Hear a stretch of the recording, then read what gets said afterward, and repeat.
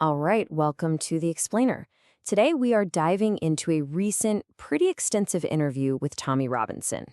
Now, he's a figure who gets a huge reaction no matter where you are in the world.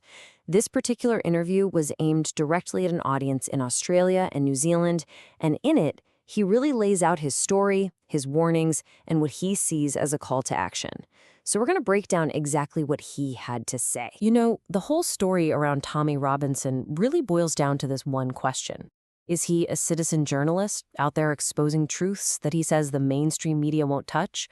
Or is he what his critics, and let's be honest, his Wikipedia page would tell you, a far-right football hooligan and a convicted criminal? In the interview, he takes this question on directly, and he weaves a story trying to explain his journey. So, to get a handle on his perspective, we're going to follow the path that he laid out himself in the interview. First, we'll look at how he defines himself. Then we'll get into the huge issue that he says drives all of his work. We'll look at how his tactics have changed, the big controversy around his most famous documentary, and finally, his direct message to the West. Okay, so first things first, who is Tommy Robinson? To really get into this, we have to start with how he defines himself. In the interview, he kicks things off by basically laying out his own origin story for an audience that might not know who he is. He introduces himself pretty simply. He's a working-class guy from a town called Luton, just north of London.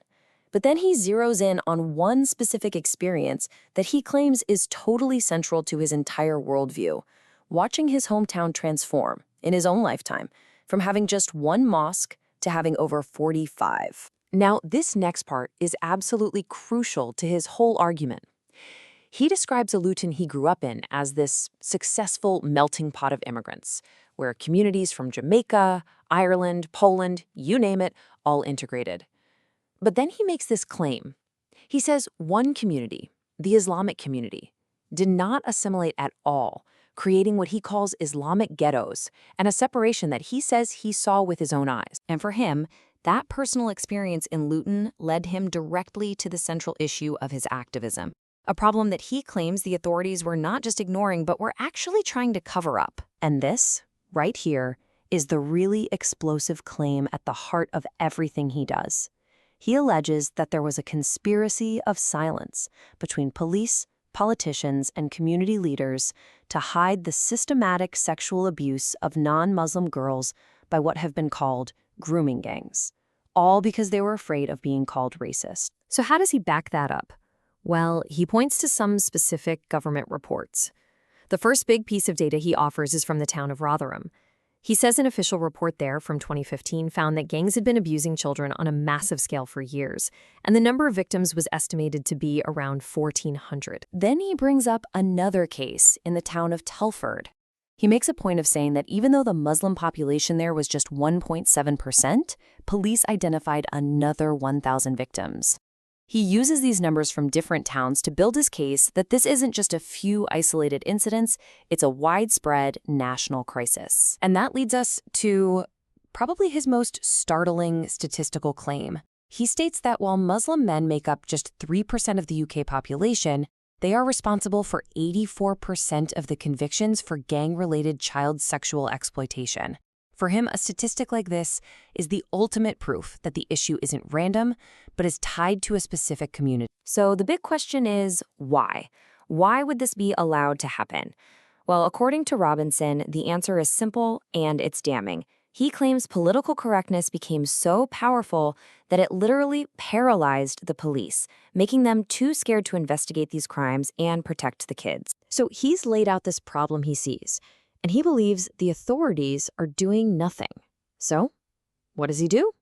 Well, in the interview, he talks about a major shift in his strategy over the years, a move from protesting on the streets to getting his message out through a screen. You can kind of see his career path here, at least as he tells it. It starts with a local protest back in 2004. Then in 2009, he forms the controversial English Defense League. But by 2014, he leaves that group and pivots to journalism and filmmaking, a path that he says has landed him in prison multiple times. So why the big change? You know, he basically says he had this realization that big, angry protests on the street weren't actually the best way to get things done. He decided the real answer was journalism, to make films and reports that could show the whole world exactly what he had seen in those towns and courtrooms. And this move into filmmaking, well, that's what he says led directly to his most high-profile fight yet, a battle over one single documentary that, in his telling, put him up against the entire British establishment. All right, so this whole thing is about his film called Silenced. The official story, the one that went global, was about a Syrian refugee schoolboy who was bullied in a racist attack. But Robinson claims that whole story was a total fabrication, a planned lie, he calls it, where the roles of the victim and the bad guy were flipped by officials and the media to make people feel sympathetic towards refugees. Now here's the thing.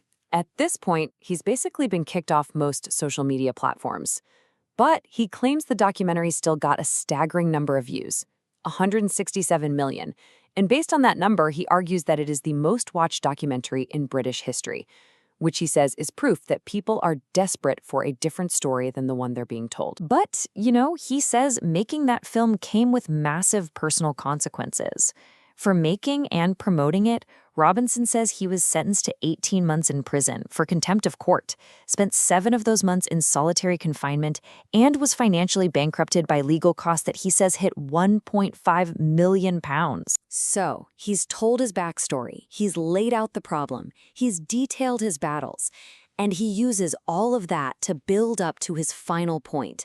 And this one is a direct and urgent message aimed right at his audience in Australia, New Zealand, and really the entire Western world. And yeah, he does not mince words.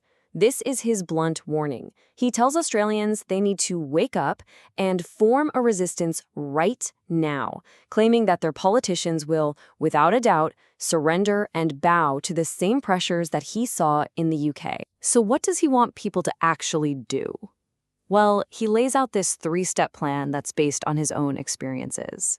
He urges people to stand up for their country and culture before it's too late. He says to get organized, to protect your communities, your women, and your children.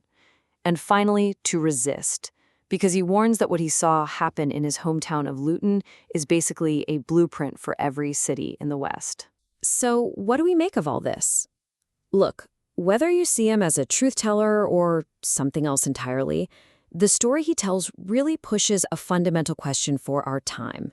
In this era where trust in institutions seems to be collapsing, what happens when the official stories a nation tells about itself are so fiercely and fundamentally challenged? What does that mean for all of us? Thanks for joining us on The Explainer.